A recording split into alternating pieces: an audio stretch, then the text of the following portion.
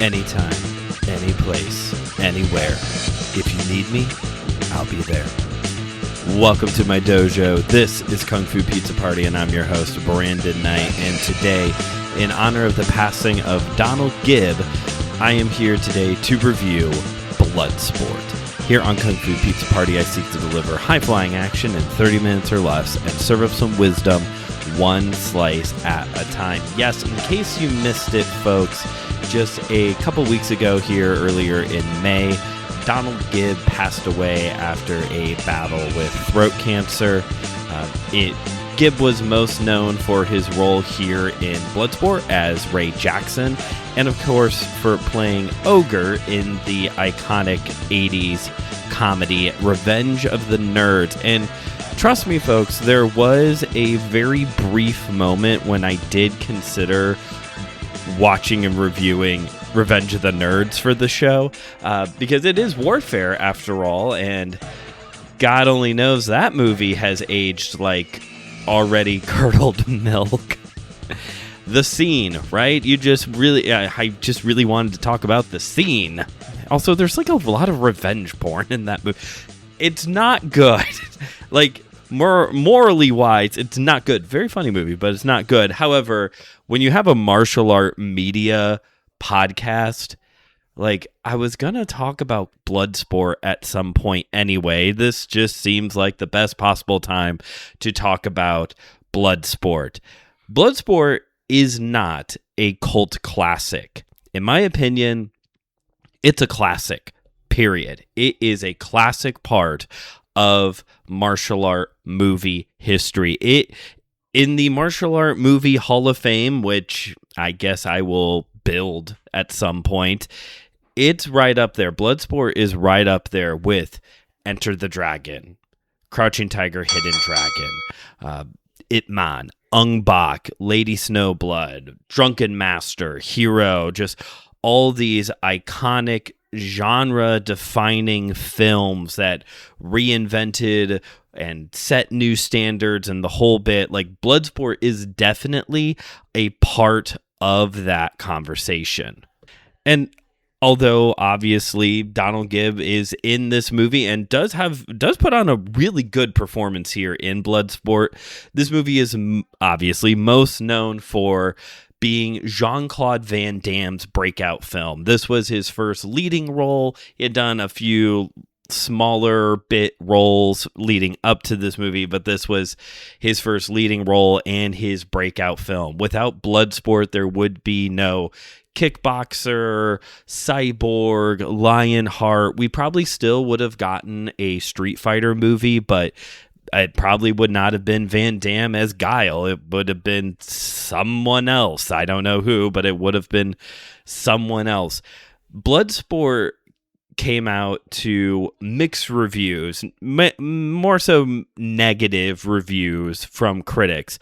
But this movie that was budgeted right around $2 million made an estimated $50 million in 1988 dollars. And with that kind of success, it launched a whole franchise. 4 follow-up films. JCVD is in none of them. That guy did not do sequels, folks. He was like a one-and-done kind of guy. But it spawned a whole franchise worth of films. It inspired the movie The Last Kumite that came out back in 2024 now. It inspired Mortal Kombat. Hey, look, it's only been one episode since the last time I was talking about Mortal Kombat, but this movie inspired Mortal Kombat. And as I have already talked to death, Jean Claude Van Damme inspired the character Johnny Cage. Though Bloodsport is not the first movie to have a premise of let's take people with very specific martial art styles and pit them against each other. Due to its popularity and the timing of when it came out, this movie plays a big impact on the concept of the early days of the UFC, where it was more of a let's take very specific styled martial artists and pit them against each other to see who has the superior fighting style. So obviously, when you have a movie that makes such a cultural impact, has a very successful film franchise history, there's always going to be talks of remakes. And in 2011, there was talk of there being a remake that was going to focus on a Afghanistan war veteran who gets involved in a Vale Tudo tournament in Brazil. That eventually fizzled out. However, just this year, talks of a reboot of Bloodsport has picked back up with A24. And at least I personally will rejoice at that. Seeing how Bloodsport is not a horror movie, obviously Blumhouse was not going to reboot it because that's what Blumhouse likes doing. But with the A24, not that every single one of their movies is a hit, though I feel like they make movies that kind of naturally appeal to my taste. Even the mockumentary about Charlie XCX looked really good. I didn't get a chance to see it yet, but even that movie looked really good. But just kind of their film style, like how their films are shot, how they tell stories, I think they could do a really good Bloodsport reboot.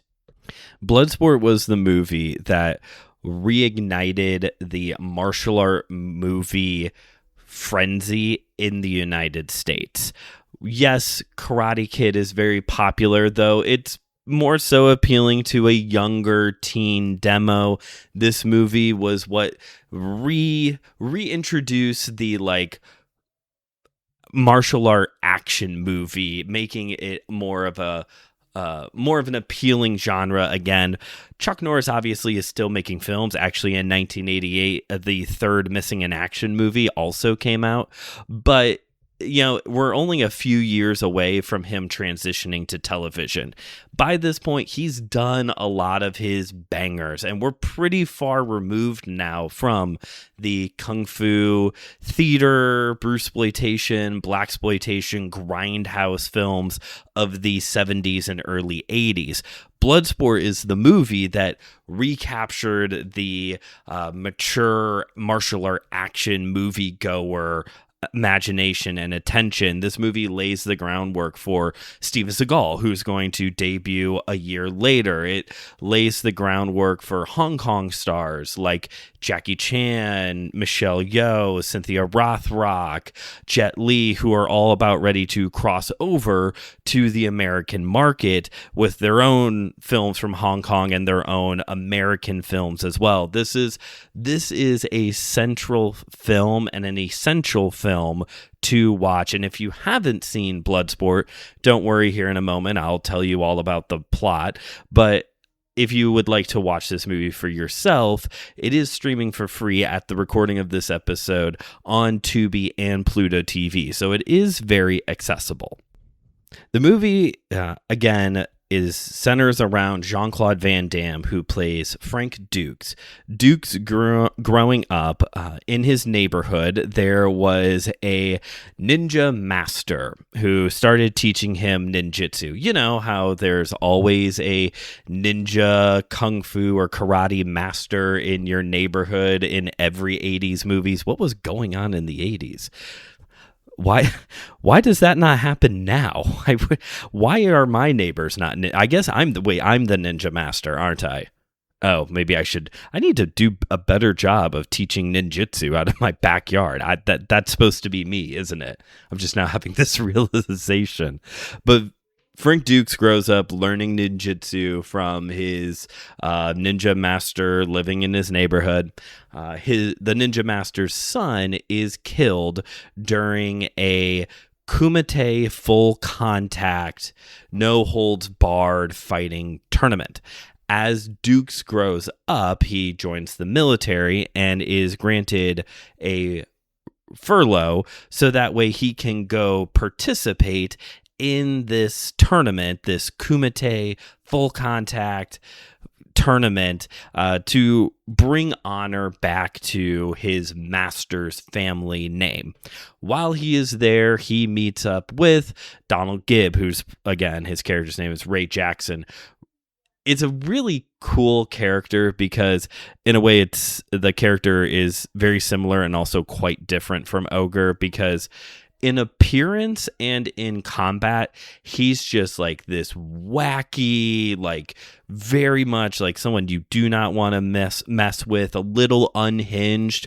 But one of the like best parts of this movie is the fact that like he's actually this like lovable, gentle giant, kind of like Andre the Giant in The Princess Bride, where he's like very imposing, but also just like very kind and very sweet. And like him and Van Damme end up having this awesome bromance, for lack of a better word. We weren't calling it that in the 80s, but like they just have like this awesome bromance. That line that I opened the show with, that's something that he says to Van Damme near the end of the movie. Like they have each other's backs, they're watching out for each other.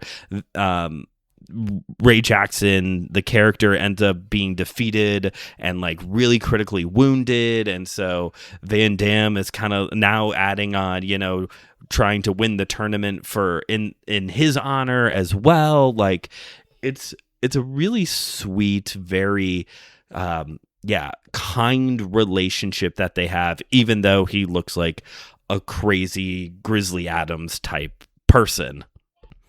Throughout the movie, you get several different kinds of fights and several kind of different fighting styles. They're all some form of like stand-up kickboxing for the most part. Van Damme, of course, has he has a Shotokan karate background, but he knows ninjutsu in the movie. Ray Jackson has kind of got that like Chuck Liddell brawler style fighting style. A lot of it is other just like forms of like stand-up kickboxing. You don't really get, no one's really grappling. There's no like judo throws, no sumo, but there's still enjoyable fights. There is one character throughout the tournament fights. He does this character does like a very stereotypical looking Shaolin monkey style kung fu. So crouched down, rolling around, all this kind of stuff. And it's fine. But the guy is black, and like maybe genuinely this was the fighting style that this guy knew, and if that's the case, more power to him.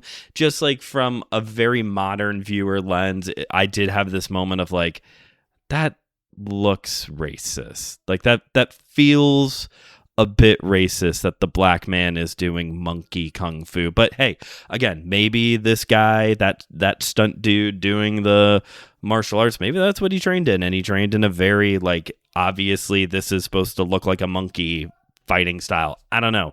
I'm just telling you that there was that moment and another moment that made me go, that kind of looks weird, but okay, we're going to keep rolling with this. As I said, Van Damme was on furlough from the military, but the military, once they found out why he was leaving, they weren't too thrilled about this whole no contact, because Frank Dux is, he's very valuable to the government. So the military sends 2 operatives to try and bring him back. One of the operatives being played by a very young Forrest Whitaker, which is a very enjoyable. I always like seeing Forrest Whitaker show up in something. So, and to see him, when I was reviewing the cast for this episode, I was like, oh yeah, he's in this. Oh, this is going to be fun. Yeah. So they're trying their best to like essentially apprehend Van Damme, which leads to the other scene in this movie that I was like, well, that's just kind of weird looking. There is a chase scene where the 2 operatives are chasing Frank Dux through Hong Kong. That's where this Kumite is taking place. And the scene is shot where it is a wide shot with the camera being still, and Van Damme, Forrest Whitaker, and the other guy are either running towards the camera or away from the camera. It kind of switches up different shots, but it's always like the camera is still observing the running, and then once everybody's passed, then it like switches to a different shot, a different angle of them running. And there's this pop song playing in the background, and I forgot to look up what the name of the song was, but the whole scene reminded me of in The Karate Kid Part 2, when The Glory of Love is playing in the background, and it's like, this was a movie, now it's a music video, and now we're going to go back to the movie. It felt the same here in Bloodsport, where it was like, this was a movie, now I'm watching like a music video. I'm waiting for one of these scenes while they're running through for the band to be playing in the background as they run by, and now we're back to the movie. Nothing wrong with it whatsoever. It just, is that like an 80s thing? Is that what I'm learning? Is that this is like because, you know, music video culture was like a big thing, you know, in the 80s. So like maybe this is just an 80s thing. I'll keep that in mind if I ever make a 80s ninja, no holds barred fighting tournament movie thing, to make sure that there is a music video shoehorned into the movie at some point. Ultimately, in the final round, it is Frank Dux versus the, at the time, undisputed champion, played by Bolo Yeung. And Bolo looks like he is just having the time of his life in this movie. He seems to be having a great time making this movie. And with Bolo Yeung being so, like, established, I don't want to say old because it's not necessarily old in 1988, but being such an established part of Hong Kong cinema by this point, and Van Damme being so young, so brand new, so babyface to the whole thing, that it really does kind of feel like a bit of a passing of the torch moment when Van Damme ultimately defeats Bolo Yeung in the final round. This also, again, if you haven't seen this movie, this is where the meme of Jean Claude Van Damme screaming with the eyes really big, you know, that's where this comes from, for those of you who like to look for memes in the wild. It's a 90-minute movie, and it's like perfect pacing. Not that it's like action-packed balls to the wall, because there's like a romance that Van Damme goes through with like this reporter who's trying to learn about the Kumite.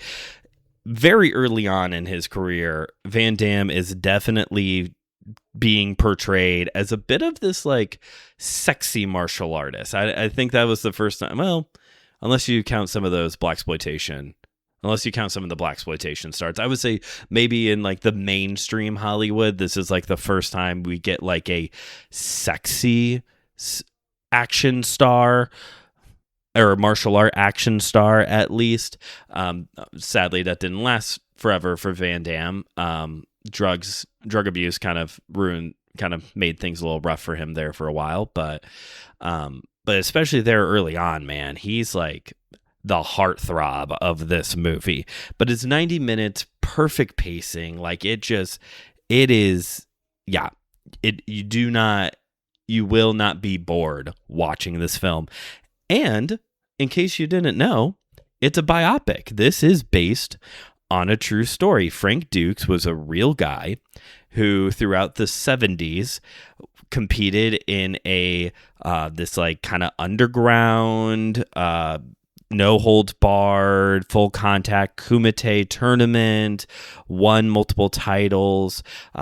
He was like a Marine and worked for the CIA for a little bit. And when he was in the Kumite tournament scene, he was 329-0, undefeated in over 300 matches, had a 56 knockout streak, 56 matches in a row with a knockout. And what's amazing about all of that is the fact that he made it all up.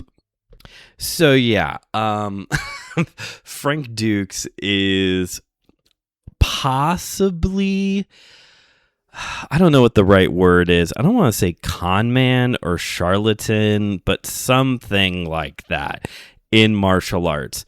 In the early 80s, Frank Dux did an interview with Black Belt Magazine making these claims that he had, was like this 10 years undefeated champion of this no holds barred Kumite tournament thing. He was a Marine in Vietnam who went on specialty special ops missions, later joined the CIA to continue to do like secret shady missions, and he was trained by this guy named Takanaka, I think is his name.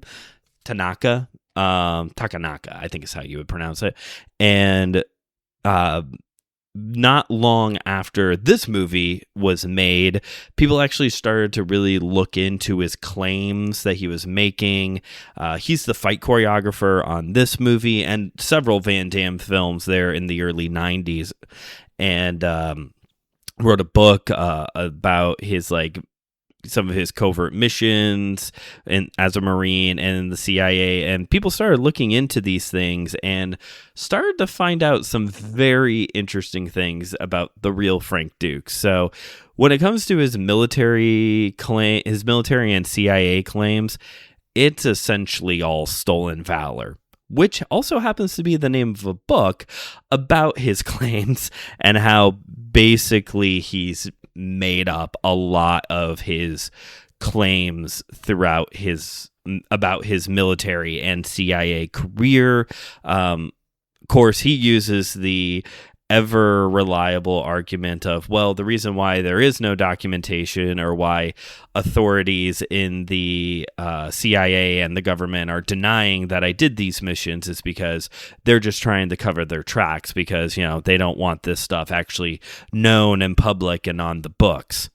As for the Kumite and his master, Tanaka, who, again, was just like this guy in his neighborhood who was a ninja master, as for those claims, there is not enough evidence to prove that this Kumite tournament that he allegedly participated in, there's not enough evidence to prove that it did happen or that it did not happen. There's just not enough evidence one way or another. So the general consensus is that he probably competed in something. He is a martial artist and he did have military service, but it was like after the Vietnam War.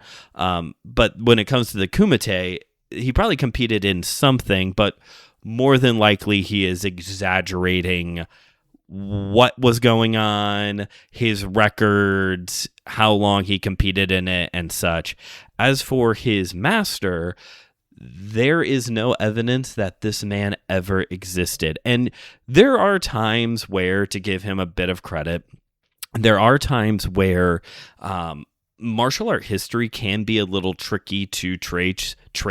It's kind of like, it almost like blends a little bit with like church history at times, because or just like history in general at times, honestly, because it starts to become this melting pot of fact, fiction, mythology, folklore, and at some point we just tell these stories so many times that like it's kind of hard to separate the strands. It's just like one mold at this point. It's kind of like trying to separate Play-Doh after you've meshed multiple colors together and you can't really like peel the individual colors back out.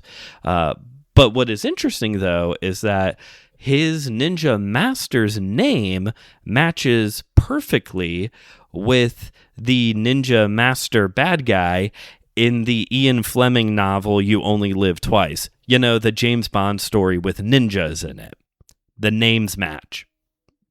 And he did, when someone pointed that out to him, he said that Ian Fleming liked to base his characters off of real people. So he either is a Bond villain or apparently Frank Dux was a fan of James Bond novels. I don't know. As for his claim that he once stopped an assassination attempt on the life of Steven Seagal, that one I'm going to believe wholeheartedly. I don't see why not. I don't have a problem with that one. I think it's kind of fun. And I mean, the Venn diagram of Frank Dux and Steven Seagal isn't necessarily a circle, but there's quite a bit of overlap there. So, I'll go with that one. Sure. He definitely saved Steven Seagal's life at one point in time. Sure. I love that. Why not? You can have that one, Frank Dux. And trust me, folks, if you did not know any of that and you had not seen Bloodsport and you're like, well, now I don't know, should I go watch it? you should. Like, if Bloodsport is completely made up, then that just means Frank Dux is a good storyteller. And just don't press him on the details, because then he turns into the world's worst liar. When you win the Kumite, you're given a katana, and someone asked him, hey, where's your katana from your victory at? Like, you don't have this sword anymore. And apparently he had to sell it to get ransom money to save a group of orphans from pirates, but the pirates ended up swindling him, so he still had to like beat up all the pirates to save these orphans. That's the real story he's going with for why he doesn't have a sword anymore. So yeah, I'll believe suddenly now the idea of him saving Steven Seagal's life seems so much more realistic now, doesn't it? Why would somebody go to such great lengths to make up all these stories about themselves, or at least exaggerate tales from their life, right around the same time that he did this interview with Black Belt Magazine? Dux had just started his own martial arts and his own group of dojos, Dux Ryu Ninjutsu. And so basically this is kind of like the world's biggest like advertising scheme to like try and bring in new students. That being said, I think Bloodsport I know this for a fact, that Bloodsport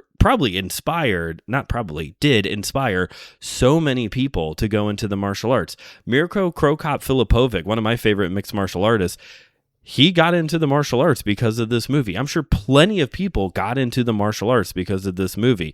And it made Dux a lot of money. This movie and the other films he worked on, he wrote a book, like he was financially successful because of these stories that he tells about himself. The thing is, though, if the strategy was to try and make Dux Ryu Ninjutsu like the next big martial art, this is what I want you to do. I want you to open a window, grab a rock, and throw it. Chances are, whatever building you just hit with that rock, there's probably in that building a place where you can learn Taekwondo, Karate, Brazilian Jiu-Jitsu, or Muay Thai. They're everywhere.